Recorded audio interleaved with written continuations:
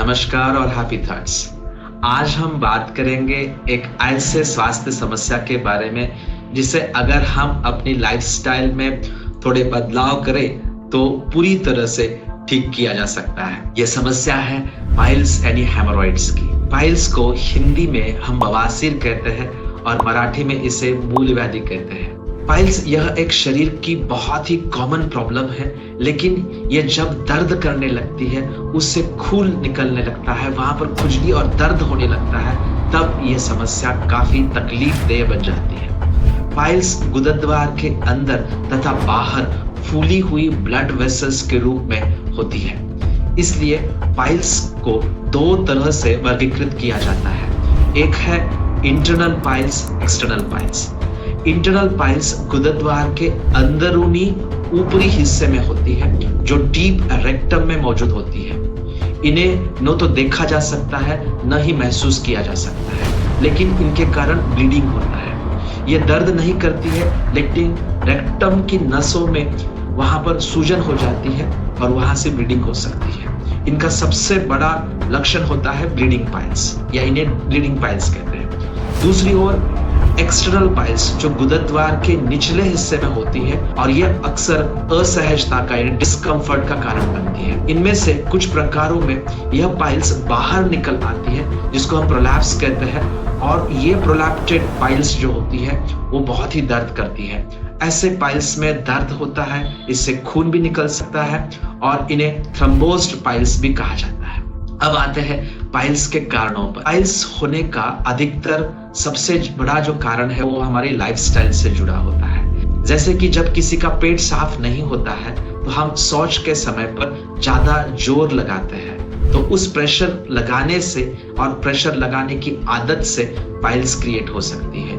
या फिर जो लोग लंबे समय तक बैठे रहते हैं उसके कारण भी पाइल्स क्रिएट होती है। हार्ड स्टूल्स, कठिन मल त्याग, कम पानी पीना, कम फाइबर, टॉयलेट पर ज्यादा देर तक बैठना, मोटापा, गर्भावस्था, प्रसव यानी प्रसूति के समय, डिलीवरी के समय, ये सभी जनरली पाइल्स के मुख्य कारण बन जाते हैं। मगर अच्छी बात यह है कि इनमें से अधिकतर कारणों को रोका जा सकता है। योगिक टेक्निक्स और जीवन शैली में बदलाव करके पाइल्स को न केवल रोका जा सकता है, बल्कि इन्हें पूरी तरह से ठीक किया जा सकता है। तो इसके लिए 4 महत्वपूर्ण स्तंभों पर हमें ध्यान देना होता है। एक है आहार, दूसरा है विहार, तीसरा है आचार और चौथा है विचार। आहार यानी पाइल्स में खाने का सबसे बड़ा उद्देश्य यह होना चाहिए कि मल जो है वो हमेशा नरम रहे और गुदद्वार की मांसपेशियों पर उसके कारण ज्यादा जोर न पड़े।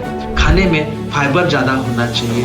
फल है, स्प्राउट्स है, उनको खूब चबा चबा कर खाना चाहिए। चावल, दही, सूप जैसे पदार्थ लेने चाहिए जो गुदद्वार पर कम प्रेशर डालते हैं। नमक की मात्रा कम रखनी चाहिए, क्योंकि ज्यादा नमक शरीर में पानी को ज्यादा जमा करके रखता है, जिससे पाइल्स जो है वो ज्यादा फूल जाती है, ब्लड वेसल्स ज्यादा फूल जाते हैं। तो आपको नमक का प्रमाण कम रखना है और पानी खूब सारा पीना है। कॉफी, चाय, शराब, मसालेदार पदार्थ, प्रोसेस्ड फूड, इनसे आपको बचना चाहिए।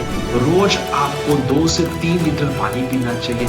नींबू का शरबत भी आप ले सकते हैं, नारियल का पानी ले सकते हैं, गन्ने का जूस ले सकते हैं। अगर जरूरत हो तो रात में सोने से पहले कैस्ट्रॉइल से अपने एनल ओरिफाइस को लगाना है, और अगर जरूरत हो तो आप 1 चम्मच कैस्ट्रॉइल गर्म पानी के साथ ले सकते हैं। इससे आपका एनल ओरिफाइस जो है वो मुलायम हो जाता है और मल त्यागने में आसानी होती है। देन सेकंड पिलर है विहार। शरीर को हमेशा सक्रिय रखना चाहिए।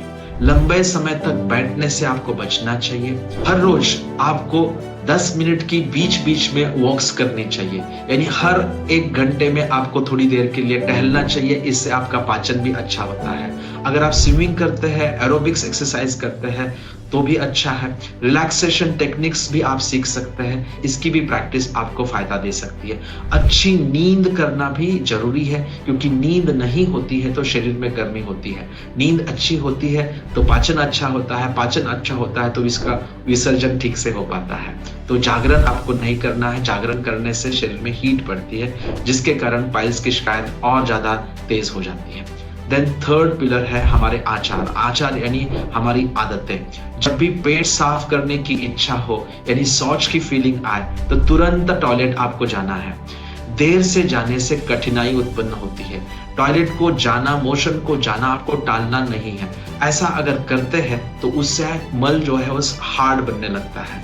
टॉयलेट पर आपको ज्यादा देर तक बैठना भी नहीं चाहिए। ज्यादा देर तक बैठते हैं तो वहां पर वो नसें बाहर आना शुरू हो जाती है। ठंडे पानी का आप हिप बाथ ले सकते हैं या सिज बाथ ले सकते हैं, उससे भी काफी लाभ होता है। पाइल्स वाली जगह पर अगर आप नारियल का तेल लगाते हैं या नारियल के तेल में भीमसेनी कपूर को मिलाकर वहां पर लगाते हैं तो उससे भी आपको तुरंत राहत मिलती है। फिर योगासन जैसे कि विपरीत करणी आसन है, सर्वांगासन है, पद्मासन है। पद्मासन में अगर आप अश्विनी मुद्रा करते हैं, यानी अपने गुदद्वार को आकुंचित करना है, रिलीज करना है, आकुंचित करना है, रिलीज करना है, ऐसा करते हैं तो उससे लाभ होता है। लेकिन अगर बहुत ज्यादा दर्द है, दर्द के समय आपको अश्विनी मुद्रा नहीं करनी चाहिए। दर्द नहीं है तब आपको ये करके वहां के ओरिफाइस को, वहां के मसल्स को स्ट्रांग बनाना है। भारी वजन आपको उठाने से बचना चाहिए। पाइल्स को हील करने का चौथा पिलर है हमारे विचार, यानी मानसिक तनाव और चिंता से भी पाइल्स बढ़ती है या पाइल्स उत्पन्न होती है। इसलिए जीवन में सकारात्मक सोच रखनी चाहिए और ज्यादा चीजों से हमें टेंशन लेना छोड़ देना चाहिए। जीवन को सरल बनाए रखना चाहिए। ध्यान और मेडिटेशन करना चाहिए। हर रोज डायरी में 10 सकारात्मक चीजों को, बातों को लिखना चाहिए ताकि हम चिंताओं से, हम नकारात्मक चीजों से अपने फोकस को हटाकर हम अपनी चिंताओं को ईश्वर को सौंप देना चाहिए। पाइल्स को हील करने के लिए ये 4 स्तंभ हैं: आहार, विहार, आचार और विचार। इनको आप फॉलो करके आप पाइल्स को न केवल रोक सकते हैं बल्कि उन्हें पूरी तरह से ठीक कर सकते हैं। कई सारी केस स्टडीज से पता चला है कि योगिक मैनेजमेंट और सही लाइफस्टाइल के साथ पाइल्स का इलाज पूरी तरह से संभव है। इससे आप पूरी तरह से दर्द रहित खुशहाल जीवन जी सकते हैं और आए हुए पाइल्स भी पूरी तरह से सिकुड़ जा सकते हैं। अगर ये जानकारी आपको अच्छी लगी है तो इस वीडियो को लाइक करिए, शेयर करिए और अभी तक इस चैनल को सब्सक्राइब नहीं किया है तो जरूर सब्सक्राइब करिए। धन्यवाद। Happy thoughts.